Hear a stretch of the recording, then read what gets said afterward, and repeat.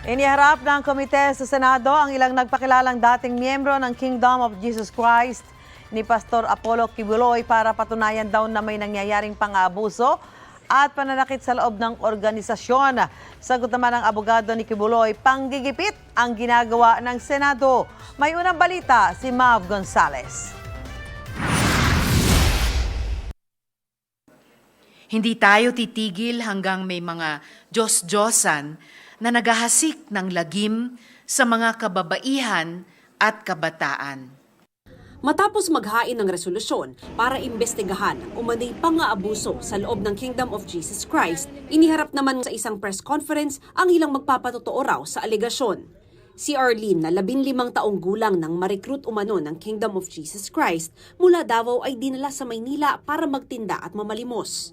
Pinapapanggap po kami ng mga PD at bingi at mga fake na student po.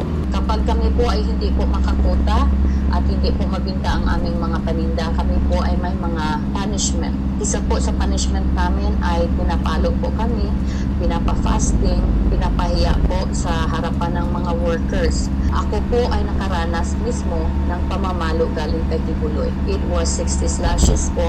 Kalaunan, napasok daw si Arlene sa tinatawag na inner circle ni Kibuloy.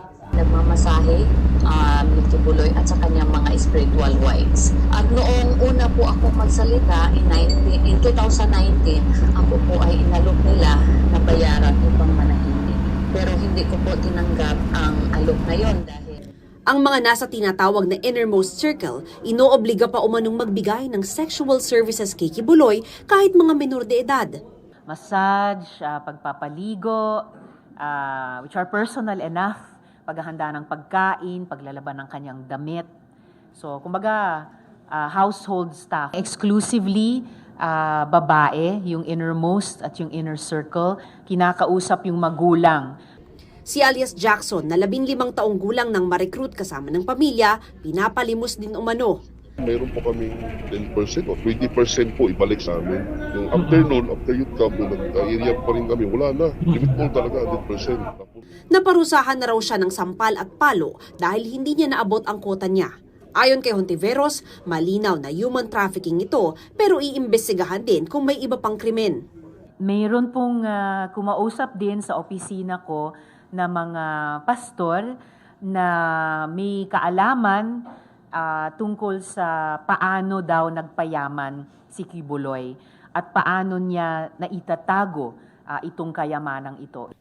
Aalamin daw ng Senado kung sangkot din sa mga alegasyon ang iba pang lider ng Kingdom of Jesus Christ. Hinimok naman ni Hontiveros ang Justice Department na mag-issue ng Immigration Lookout Bulletin Order para mamonitor ang posibleng paglabas sa bansa ni Kibuloy. Tila sinagot din ni Hontiveros ang pahayag ng abogado ni Kibuloy sa isang panayam na recycled ang mga akusasyon. These are not crimes of the past for which we are holding Apollo Kibuloy to account. This is an ongoing offense. Patuloy na nangyayari. Hindi pa rin dismissed ang mga kaso ni Kibuloy sa Amerika na dahilan ng pagkakasama niya sa most wanted list ng Federal Bureau of Investigation o FBI, kabilang ang pagkakasangkot umano sa sexual trafficking at bulk cash smuggling. Sagot ng abogado ni Pastor Kibuloy, hindi hukuman ang Senado. Hamon niya, dalhin sa korte ang kaso. Meron na po yung kaso sa Amerika, hindi pa nga po nalilitis eh. Pagkatapos, yung sasabihin ni Senator Riz Ontiveros sa kanyang privilege speech, para bang na-convict na. So ay bahagi ng pattern ng panggigipit, panghaharas sa SMNI at sa mga kawani nito, sa Kingdom of Jesus Christ at kay Pastor Kibuloy. Nag-umpisa po yan doon sa pananakot na babawiin ang prangkisa ng SMNI. Ito ang unang balita. Mav Gonzales para sa GMA Integrated News.